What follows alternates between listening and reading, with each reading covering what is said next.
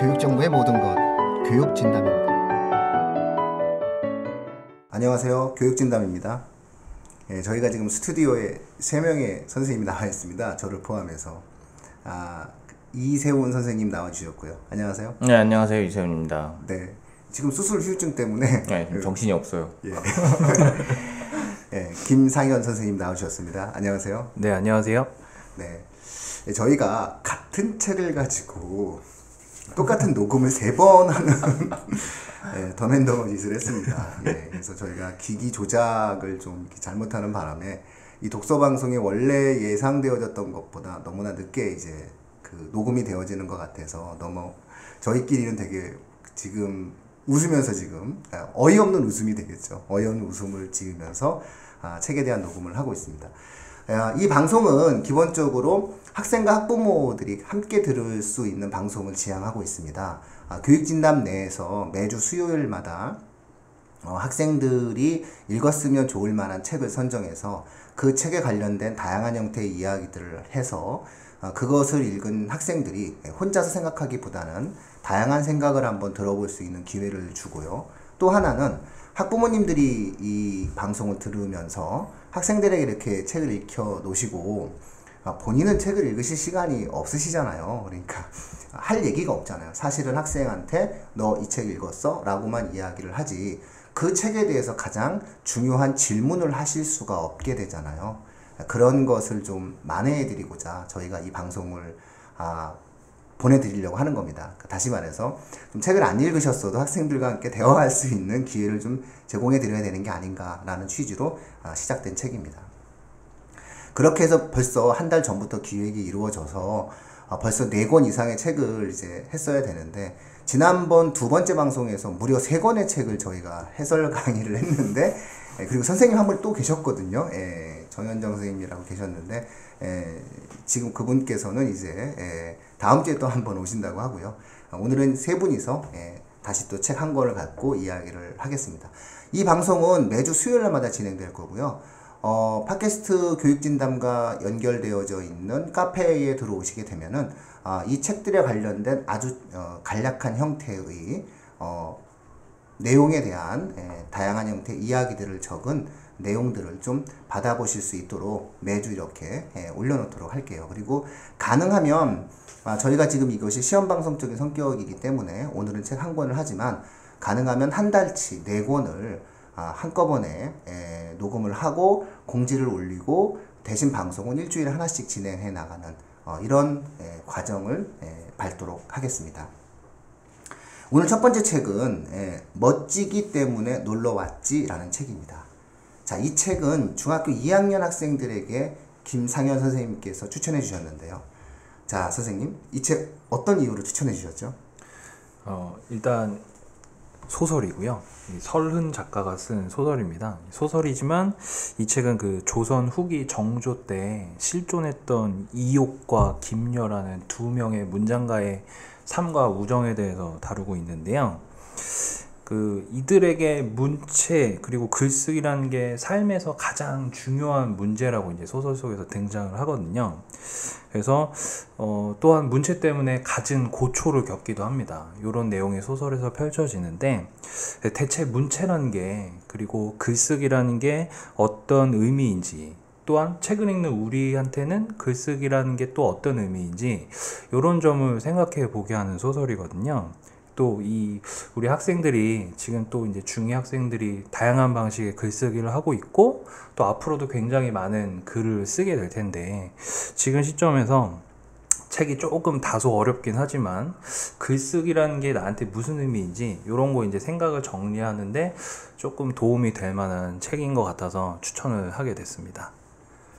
네, 참 반응이 좋더라고요. 이 책에 대해서. 네. 창비 출판사에서 나온 책이죠? 네, 맞습니다. 예. 창비 청소년 문고에 이게 이제 1권으로 나온 책이거든요. 네.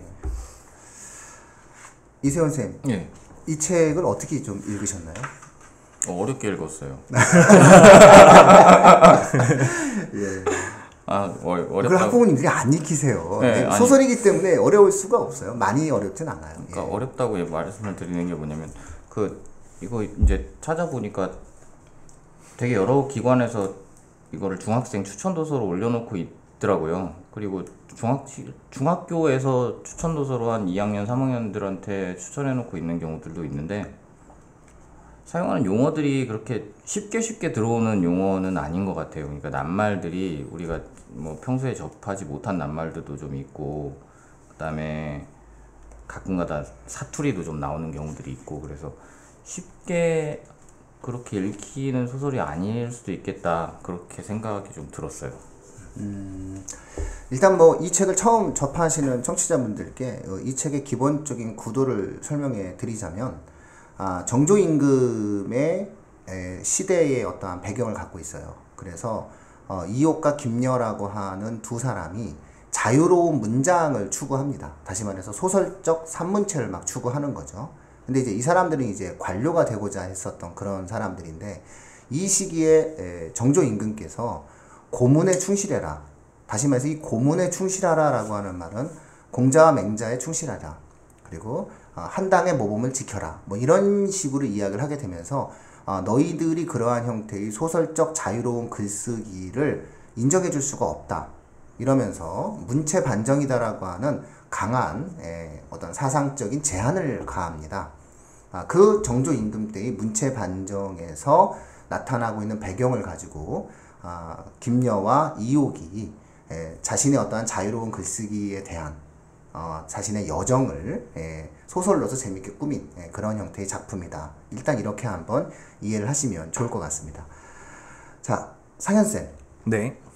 이 책을 이제 추천을 하고 또 읽다 보면은 이제 학생들에게 뭐 이런 내용이 좀 우리 학생들이 좀 많이 알았으면 좋겠다. 혹은 이 구절을 좀 많이 좀 이해했으면 좋겠다. 이런 부분들이 있을 텐데요. 네네. 어떤 부분이 그렇게 이 책에서 그 의미 있게 생각이 좀 드셨어요? 아까도 말씀을 드렸지만 이게 실제 역사에 존재했던 사건과 인물들을 배경으로 하고 있고, 거기에다 이제 작가가 역사적 상상력을 보태서 소설로 쓴 작품인데, 소설 중간중간에 보시면은 실제 이옥과 김녀가 썼던 글이 이렇게 등장을 합니다. 네, 그래서 빨갛게 되어 있는 글들이죠. 그렇죠. 예, 구분이 이렇게 되어 있는데, 그 중에서도 이제 책의 이제 초반부에 보면은 한 40페이지 정도에 그 이옥이 쓴 시기라는 글이 이제 인용돼서 쭉 나오는 부분이 있거든요. 네. 일단 짧게 이게 어떤 종류의 글인지 잠시만 읽어드리면은 이런 내용이 이제 이어집니다. 그 장날의 풍경을 묘사하고 있는 글인데, 소와 송아지를 몰고 오는 자, 2마리 소를 끌고 오는 자, 닭을 안고 오는 자, 문어를 끌고 오는 자, 돼지에 4 다리를 묶어서 메고 오는 자, 청어를 묶어서 오는 자, 청어를 엮어서 느려뜨려 가져오는 자, 북어를 안고 오는 자, 대구를 가져오는 자, 북어를 안고 대구나 혹 문어를 가지고 오는 자, 담배풀을 끼고 오는 자, 뗄나무와 섭을 메고 오는 자, 누룩을 짊어지거나 혹 이고 오는 자, 쌀주머니를 메고 오는 자, 곶감을 끼고 오는 자. 대충 어떤 내용인지 감이 잡히실 것 같아요. 이렇게 장날에 모여드는 사람들의 모습을 쭉 얘기를 하고, 마지막에는 이제 이런 문장으로 끝납니다. 책상에 엇비듯이 기대고 누웠다. 세모이기 때문에 시장이 더욱 활기에 넘친다. 이렇게 이제 시기라는 글을 이옥이 마무리를 짓고 있는데요. 이 방금 읽어드렸던 이옥의 시기라는 글이 그 장날에 대한 풍경 묘사인데, 어떻게 들으셨는지 모르겠지만 일단 겉으로 드는 생각은 굉장히 그 장날의 풍경을 집요하게 아주 구체적으로 묘사를 했다, 머릿속에 그려진다, 이런 느낌들을 아마 받으실 수 있을 거예요. 책을 보시면 그런 느낌이 훨씬 더 강하게 드는데요. 근데 한편으로는 이 부분을 읽으면서 조금 당황스러운 생각이 들 수도 있거든요. 근데 왜냐면은 이전에 그 김녀라는 인물이 자신의 친구 이옥의 글에 대해서 굉장히 많은 칭찬을 합니다. 천재였고 굉장한 재능을 가지고 있었고, 이런 부분을 막 얘기를 하는데, 어쩌면은 이 글이 우리의 기대에는 뭔가 엄청난 글이라고 기대를 했는데 우리의 생각과는 조금 다른 방식의 글일 수도 있거든요. 과연 여기서 어떤 천재적인 재능을 우리가 발견할 수 있느냐. 소설 속 인물의 평가는 어땠는지 한번 보면은, 김녀는 이 글을 굉장히 높게 평가합니다. 그리고 또한 김녀의 말에 의하면 정조가 만약 이 글을 읽었다면은, 임금이 읽었다면은 굉장히 분노를 해서 이 글을 막 집어 던졌을 거라고 얘기를 또 하기도 하거든요. 그 정조가 화를 낼 거라고 말한 이유가 아까 말씀하셨다시피 정조가 그토록 싫어하던 이제 소설 문체의 특성이 고스란히 드러났다고 얘기를 합니다. 이 문체반정이라는 사건 안에서 정조는 이욕에게, 특히 이제 이욕에게 이러한 소설 문체를 금하고 앞으로는 그 중국의 고문의 전통을 따르는 글을 쓰라고 명령을 내리고 계속해서 이욕을 벌하는데, 사실 이 시기라는 글을 썼던 게 그렇게 정조에게 끝까지 굉장히 시달리던 바로 그 시기의 한가운데 이 시기라는 글을 쓴 거거든요. 그러니까 이욕은 이 시기라는 글을 통해서 나는 절대로 무슨 일이 있어도 나의 문체를 포기하지 않겠다라는 그런 각오를 밝힌 거라고 볼 수가 있습니다. 이런 글을 읽으면서 우리가 한번 생각해 보게 되는 거죠. 문체라는 게 어떤 의미일까? 사실 이게 단순히 글을 쓰는 스타일만을 의미하지는 않을 것 같거든요. 우리가 글을 쓴다는 게, 문체를 우리가 유지한다는 게 어쩌면은 내가 하고 있는 생각이 고스란히 그 문체로서 글쓰기라는 행위를 통해서 반영된다고 본다면은 문체를 바꾼다라는 것은 나의 생각을 바꾸는 것이고, 다른 사람이 내 생각을 바꾸게 요구한다는 것은 사실은 그걸 따른다는 게 내 스스로 생각하는 것, 내가 사고하는 것, 내 사유하는 그런 자유를 스스로 포기하는 것과 다름없기 때문에 이욕은 어쩌면은 이런 태도를 통해서 자신의 생각의 자유를 무엇보다도 더 중요하게 여긴 게 아닐까, 이런 점을 한번 느껴볼 수 있는 구절인 것 같습니다. 예, 그 구절은 저도 참 좋았던 게, 그냥 가만히 있으면 당시의 시장 풍경이 보이죠. 그렇죠. 예, 정말 묘사를 좀 잘했구나. 그러니까 뭐 우리가 흔히 뭐 박안서님이 쓴 그 많던 시간 누가 다 먹었을까라든가, 뭐 이호석의 메밀꽃 필 무렵에서 나타나는 어떠한 그러한 묘사들에 대한 아름다움을 표현하는 것처럼, 야, 이 사람도 장날이 그냥 보이는구나. 그렇죠. 예, 이런 것들을 보면은 굉장히 어떠한 현실에 있어서 나타나는 내용들과 자신의 어떠한 자유로운 생각들을 글로써 표현해야 된다라고 생각을 했었던 사람이었던 것 같아요. 그런 면에 있어서는 좀 글을 좀 되게 잘 쓰시는 문장가다. 뭐 이거는 뭐 누구도 부정할 수 없을 듯한 그런 느낌이죠. 예. 재밌었던 게 이 책으로 이제 수업을 할 때 학생들이 이 구절을 읽어주면은 이욕이 무슨 래퍼 같다고, 요즘 또 이제 힙합을 많이 듣잖아요. 그러네요. 그 막 라임을 맞춘 것 같아요, 막 이렇게 얘기를 하기도 하고. 야, 또 되게... 역시 이게 정말 재밌는 거예요, 그죠? 그렇죠. 야, 학생들이 여기서 랩을 떠올리는구나. 네, 아무래도 요즘 시대의 시인이라고 하면은 또 학생들한테 유명한 게 이제 그런 래퍼들이니까 그런 쪽으로 학생들은 또 이렇게 생각을 이렇게 하는 것 같더라고요. 야, 이런 걸 갖고 랩으로 만들면은 참 재밌겠네요. 야. 자, 세훈쌤 정신 좀 차려보시고. 예. 정신, 잡고 있습니다. 아니에요. 지금 저희가 세훈쌤이 진짜 힘들게 나와주셨습니다. 청취자분들. 지금 되게 그 학생에게 책을 읽히기 위해서, 그 학생이, 도망가는 학생을 붙잡으시다가, 발이 좀 이렇게 다치셔가지고, 큰 수술을 하시고, 그 다음에 1년 만에 다시 그 수술에 다시 또 제 2차 수술을 하시면서, 이제 오늘 지금 막 퇴원하시자마자 오신 거예요. 그래서, 청취자분들 조금, 세훈쌤의 상태를 좀 이해해 주시고요. 그 전에, 수술하시기 전에 급하게, 그래서 책을 한 3권 정도 촬영을 했던 거예요. 녹음을 했는데, 이제 그게 이제 거의 저희 모두는 다 우리가 흔히 얘기하는 패닉에 빠졌었죠. 이게 우리가 첫 번째도 아니고 2번째인데, 뭐 이래서. 자, 뭐 그런 얘기는 뭐 저 청취자분들 별로 관심 없으시죠? 빨리 지금 이 책 얘기하라고 지금 재촉하는 게 눈에 보입니다. 자, 그러면 세훈쌤, 이 책에 대해서 우리 세훈쌤은 또 어떤 것들을 좀 이야기해 주고 싶으세요? 사실 제가 이 책을 지난번에 녹음할 때는 제가 우태란 이옥 아들이죠. 이옥 아들이 썼던 그 시를 읽고서 굉장히 이런 식의 글도 좋은 글이지 않을까 이렇게 말씀을 드렸었는데 이제 그건 날라갔고요. 근데 제가 이번에 있으면서 이제 곰곰이 생각을 하다 보니까 분명히 좋은 글인 건 사실인 것 같은데 우리한테는 새롭지 않다는 생각은 있었어요. 그러니까 이런 내용이에요. 이게 잠깐 읽어드리면 이게 183쪽에 나오는 건데요. 거칠게 찌은 보리밥 반은 까끌하기 싱거운 짝 먹센 나물 맛있을 리 없건만 그래도 평민에겐 고량제미요 이보다 가난한 이는 모두 지게미 신세로다. 삼복더위 흙이며 바위까지 태워 들의 눈물 펄펄 끓는구나. 잠방이 걷고 맨 종아리로 들어가 종일 긴 매노라니 고생이 한이 없다. 물고기 자라도 익어 죽을 판인데 어허 그대 피와 살 상하지 않으랴. 하늘 뒤덮은 불우산 그 누가 면하려면 농사꾼 향해서는 더욱 가까운 듯하네. 그러니까 이런 식의 글을 쭉 보다 보면 굉장히 자세하게 그러니까 평민들의 삶 혹은 농민들의 힘겨운 삶을 잘 묘사해 놨다라는 의미에서 책 안에서는 작품 안에서는 굉장히 좋은 작품이라고 판단할 수 있을 것 같아요. 근데 우리는 이미 이게 익숙하단 말이에요. 그러니까 사실 작품 안에서는 굉장히 좋은 글이고 또 그 안에서는 굉장히 새로운 글일 수 있는데 우리는 적어도 표현의 자유가 어느 정도는 이제 뭐 더 허용이 다 많이 되겠죠.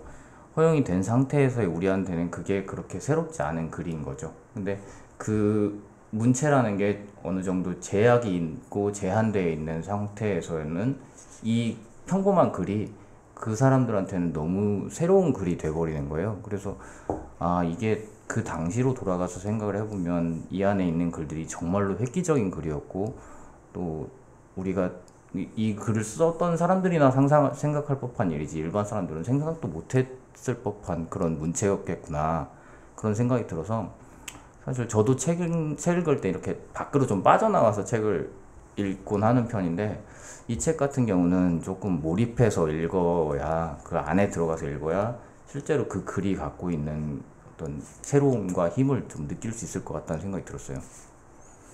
네네. 좋은 말씀이시고요. 요거는 페이지가 183쪽이죠. 예. 그래서 이게 방송이 진행되고 또 학부모님들께서 혹시라도 이제 요 부분들에 대한 책을 찾아보시기 좀 편하게 해드리기 위해서 저희가 가능하면 페이지를 알려드리도록 할게요. 그래서 여기 아마 183쪽에 나와 있습니다. 저도 이제 이 책을 보면서는 무슨 생각이 들었냐면 3번까지 방송을 하면 뭐 누구나 책을 읽을 수밖에 없잖아요. 그래서 저는 이제 이 책을 보면서 학부모님들과 학생들이 좀 뭔가 어떤 얘기를 해줘야 되나라고 한다면 저는 정말 이 책을 읽은 가장 탁월한 학생들의 반응이 궁금했어요. 예를 들어서 너무너무 똑똑한 학생들은 과연 이 책을 읽고 어떤 반응을 보일까? 즉 다시 말해서 이 책을 읽고 무엇을 느끼고 무엇을 질문하는 것이 자연스러운 것인가를 한번 생각해 봤어요. 다시 말해서 그러한 것들이 궁금하지 않니? 라는 질문을 거꾸로 저는 청취자분들, 즉 학부모들이 학생들에게도 해줄 수 있다고 생각해요. 그러니까 너는 이 책을 보고 어떤 생각이 들었니? 라는 막연한 질문보다는 자, 너는 이 문제에 대해서 어떻게 생각해? 라는 구체적인 질문을 던져야 되는데 저는 굉장히 좀 뛰어난 학생들 같은 경우에는 이런 생각이 들었을 것 같아요. 학생들이 이해하고 청취자분들이 이해하는 정조임금에 대한 이미지는 역대 임금님들 중에서 거의 세종대왕 다음으로 좋거든요. 아마 인기투표 하면은 정조임금님께서 아마 2등 정도? 1위 할지도 몰라요. 그렇죠. 드라마가 너무 많이 나와서 잘생겼다고 생각하더라고요. 잘생겼다는 그 맞아. 잘못된 그 배우가 잘생긴 건데 굉장히 잘생겼다는 또 그런 이해도 이렇게 있고 어쨌든 그래서 세종대왕 다음으로 좋아하는 굉장히 그 성군의 이미지를 정조임금님께서 갖고 계시단 말이죠. 그렇다면 기존에 그들이 갖고 있었던 생각과는 다른 행동을 했잖아요. 이 글에서는 정조임금께서 다시 말해서 어찌 보면 사상을 규제한 거거든요. 그렇죠. 문체를 규정한다는 것은 글을 쓰는 형식을 규제했다는 것이고 글을 쓰는 형식을 규제했다라고 하는 것은 자유로운 생각의 발전을 저해한 것인데 어찌 본다면 그렇다면 자연스럽게 학생들은 이런 질문을 해야 된다고 생각해요. 정조임금은 그럼 왜 문체 반정을 했지? 아니 왜 이 사상의 틀을 이 문장의 형식을 규제하려고 했지? 라는 게 궁금해야 된다는 거예요. 그러니까 만약에 좀 이렇게 제대로 똑똑한 학생, 정말 탐구정신 있는 학생은 제일 먼저 이게 궁금했을 것 같아요.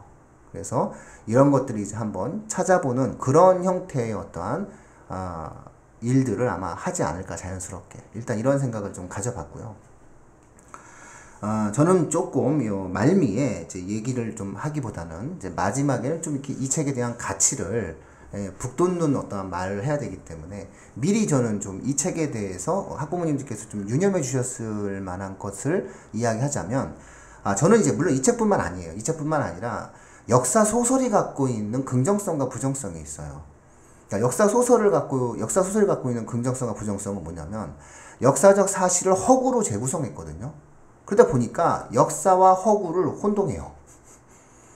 마치 이옥이 엄청 고생한 것처럼 나와요. 여기. 그래서 이렇게 나중에는 막 소설을 막 얘기하는 이야기꾼처럼 드라마는 가능할 것 같아요. 영화도 가능할 것 같지만 현존하는 역사적 사실로서의 이옥은 되게 부잣집 아들이에요. 너무너무 부잣집 아들이고 어장도 갖고 있었어요. 기록에 의하면.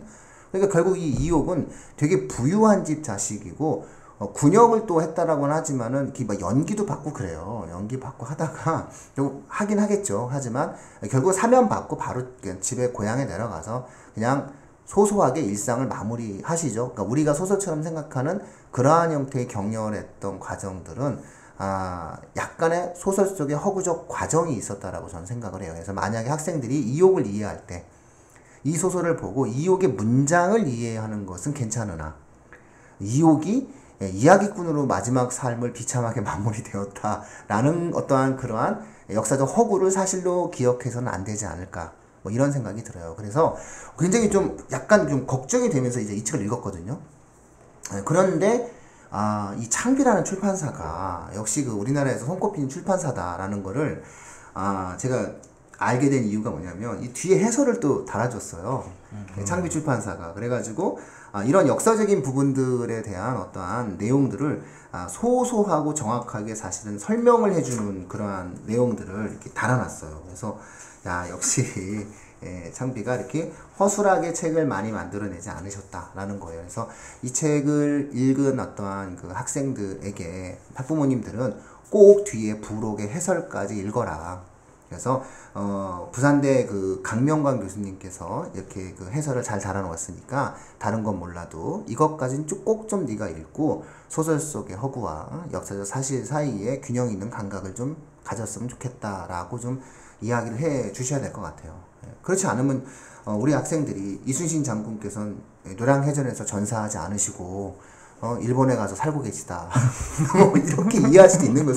소설로 역사를 이해하게 되면 이제 그런 문제가 있을 수 있으니까 그런 것들을 좀 학부모님께서 이 어떠한 너무 가치 있는 책인데 그런 부분들이 약간의 어떠한 휴증이 있을 수 있으니까 좀 이해시켜 주셨으면 좋겠다라는 거고 아마 학생들에게 한번 질문을 한번 해줘 보세요. 너는 이 빨간 글 중에서 어느 글이 좋았니? 뭐 이렇게 한번 생각을 한번 질문을 던져주실 수도 있는 것 같고 또 야 정조 임금께서 왜 그랬을까? 라는 것도 한번 질문 던져보실 수도 있는 거고 그 다음에 저는 또 아까 세훈쌤께서 이제 질문을 해주셨던 거 지금 우리는 편하지만 이 시대는 신분제 사회이고 굉장히 힘들었을 텐데 야, 이 사람들은 이런 생각을 그 시대에도 또 어떻게 했을까? 뭐 이런 얘기들을 가지고 학생들과 함께 대화를 해보시면 더 재밌지 않을까? 뭐 이런 생각을 아마 해보게 됩니다. 근데 이게 사실은 그 깨알 같은 어떠한 역사적인 또 상식을 이제 마저 말씀드리자면 정조 임금께서 왕위 즉위하신 연도가 1776년입니다. 근데 이 1776년은 미국의 독립선언문이 발표된 때고요. 애덤 스미스가 국부론을 썼을 때입니다. 자, 그러니까 어차피 역사적인 배경 자체가 시민혁명적인 근대사회 속에 어떠한 그런 흐름들이 있어요. 그리고 그것이 청나라를 통해서 어떻게 되었든 우리나라에 전파되어질 수밖에 없었던 그런 초창기 여명기였었기 때문에 어떠한 이분들이 이러한 생각을 어떠한 할 수 있는 가능성은 충분히 있었다. 즉 우리 민족이 스스로가 어떤 시민혁명적인 깨우침을 할 수 있었던 어떤 자각하는 에너지가 우리 민족 내부에 있었지 않았느냐라는 것을 우리가 문학사적으로도 확인할 수 있지 않을까 이렇게 한번 생각해 볼 수 있는 것 같아요. 근데 문체라는 게 사실 저는 어느 정도의 힘을 갖고 있는지는 잘 모르겠는데 혹시 이런 사건들이 저것하고도 연관이 될 수 있을까요? 그 저기 진시황의 이 분석행위 같은 것도 같은 맥락에서 볼 수 있는 건가요, 이게?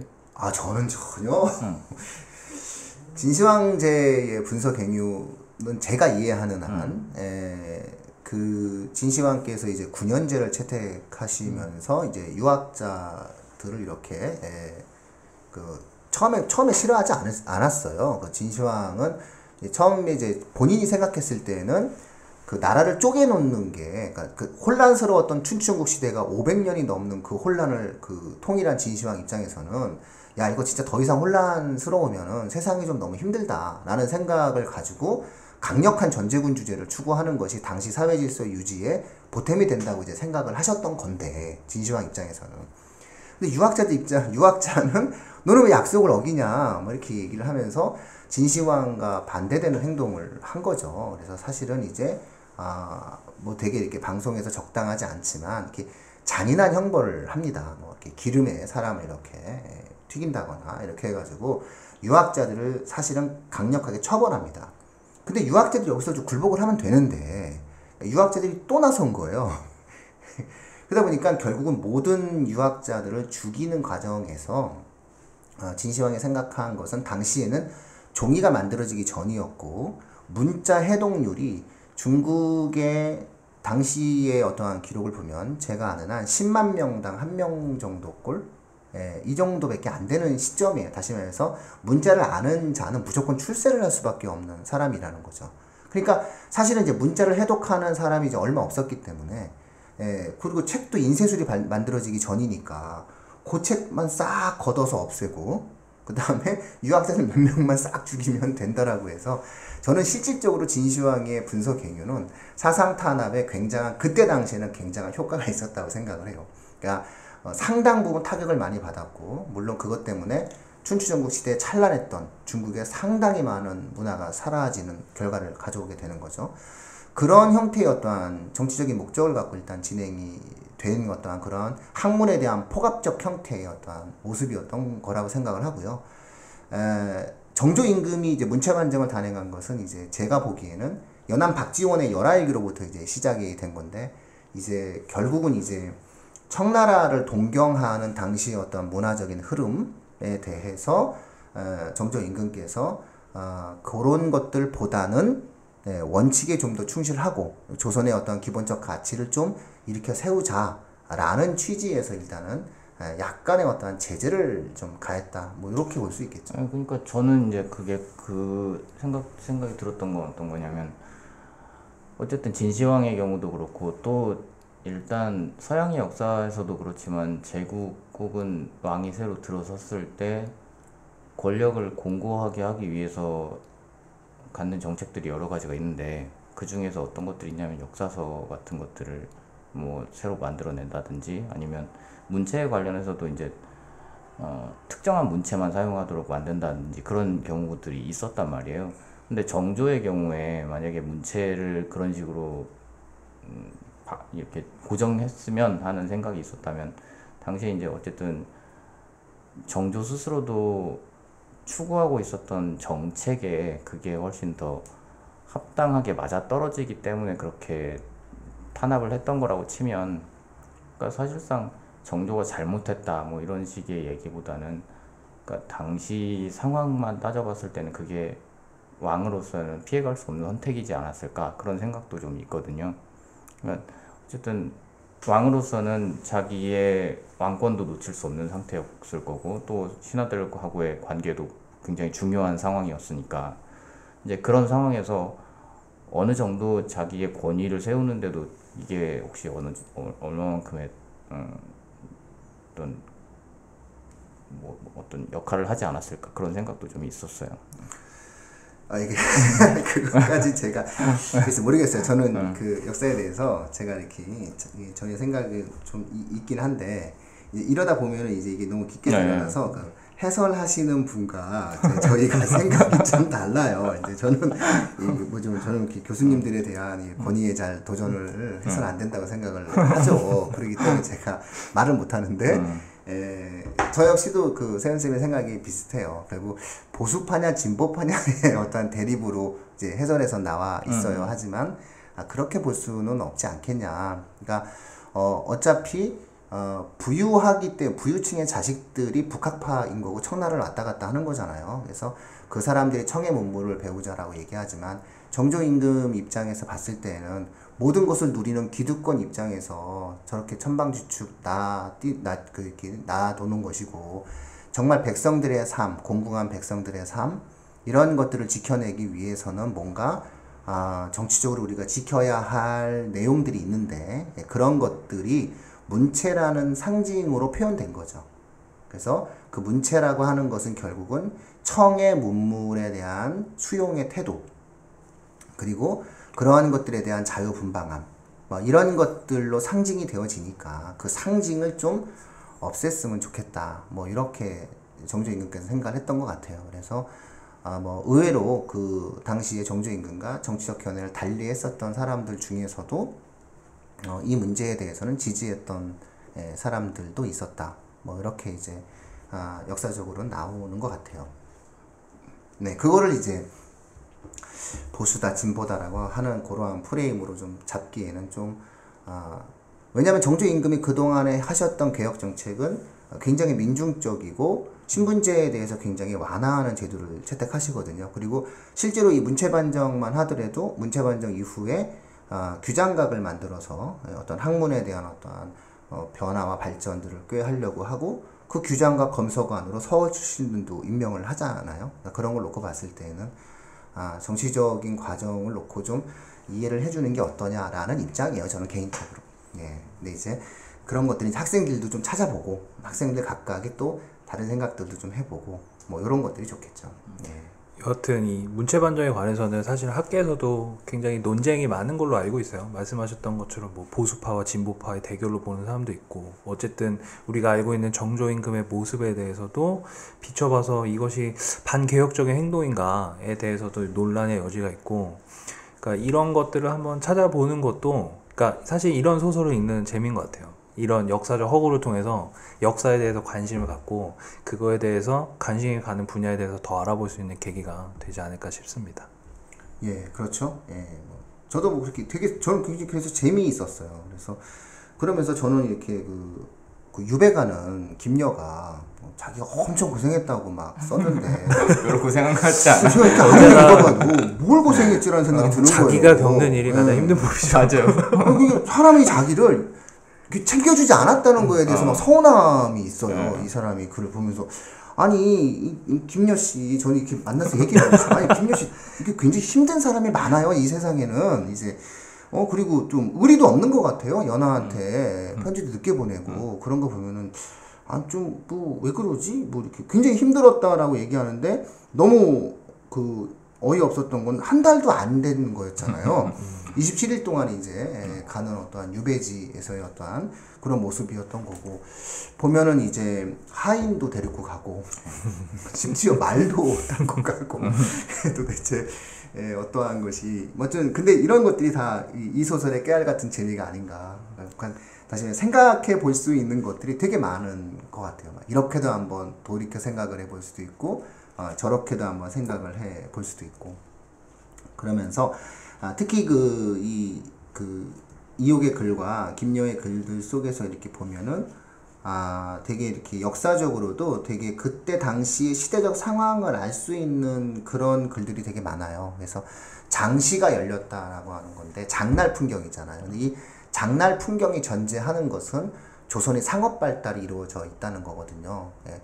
상업이 발달하니까 장이 쓰고 물건을 교환하는 거잖아요. 그래서 정조임금 요 시대에 그 18세기에 우리나라가 상당히 이러한 형태의 시장이 있었구나. 뭐 이런 것도 좀 확인할 수 있는 아주 저는 굉장히 나름 깨알 같은 재미들이 많은 책이다. 학생들이 정말 충분히 읽어봄직하다. 이런 생각을 갖게 되었어요. 자, 이제 그럼 마지막으로 이 책에 대해서 상현쌤과 우리 세훈쌤이 학생들과 학부모님들께 이런 것들을 다시 한번 좀 생각을 해주셨으면 좋겠다. 뭐 이런 부분들이 있으면은 한번 말씀을 좀 부탁드립니다. 일단 저희가 지금 이제 역사적인 맥락에 대해서는 얘기를 많이 했기 때문에 소설적인 재미를 이제 생각을 해본다면은 저는 이 소설에 등장하는 세 명의 주요한 인물에 대해서 한번 비교를 해보고 생각을 해보면 좋을 것 같아요. 이옥과 김여와 우태는 어쨌든 세 명 다 글을 쓰는 사람들이고 각자 글에 대한 입장이나 태도나 혹은 글의 종류나 이런 것이 조금씩 다르거든요. 그러니까 나는 우태의 글에 대해서 어떻게 평가하는지, 나는 이옥의 글에 대해서, 김여의 글에 대해서 어떻게 평가하는지 이런 것들을 한번 생각해 보면은 더 재밌게 책을 읽으실 수 있을 것 같습니다. 그거 정말 좋은 생각이에요. 너무너무 각각 느낌이 다르죠, 그죠? 다르죠. 네. 예. 선생님은 어느 글 좋아하세요? 그게 저의 취향은 이옥의 글인 것 같은데, 근데 이 소설에서 보면 재밌는 게 이제 우태가 자기 아버지임에도 불구하고 아버지 글의 한계에 대해서 이제 비판하고 지적하는 지점이 있잖아요.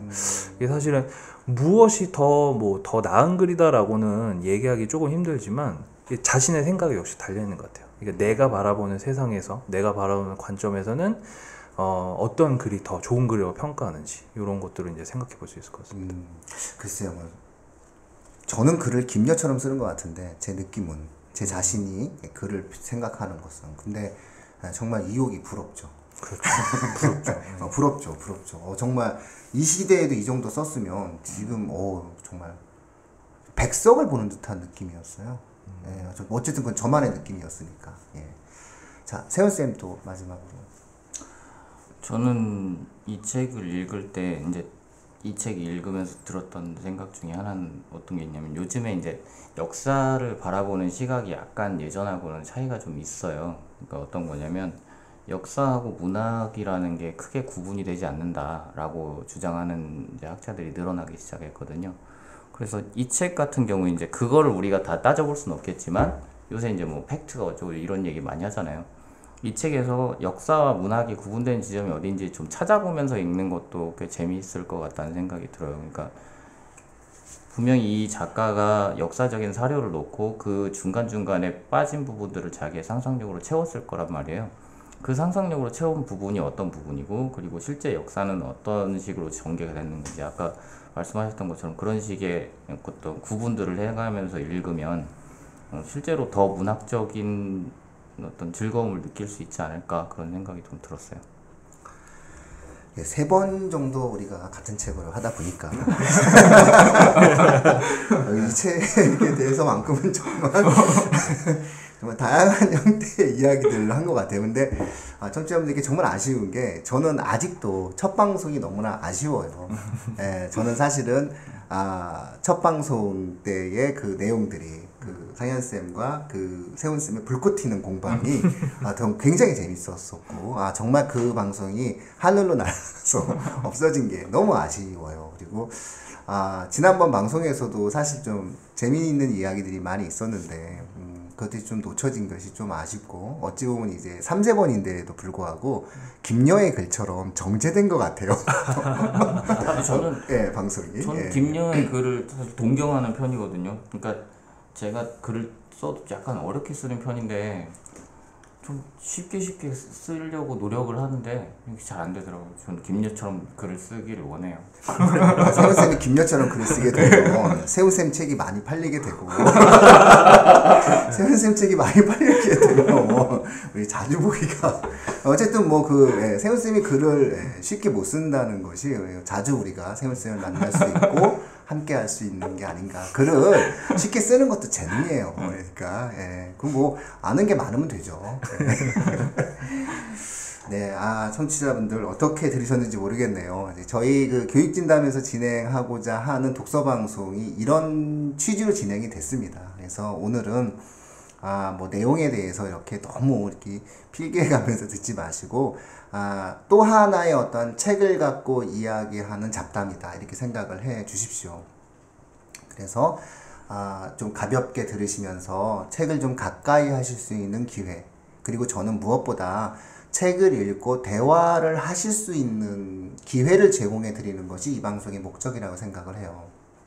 그래서 이 책을 같이 읽으시고 이 방송도 같이 듣고 그러면서 같이 두 분이서 자녀분들과 함께 이야기한다면 저희가 추구하고자 하는 이 방송의 가장 상위의 목적이 실현된다라고 생각을 하고요.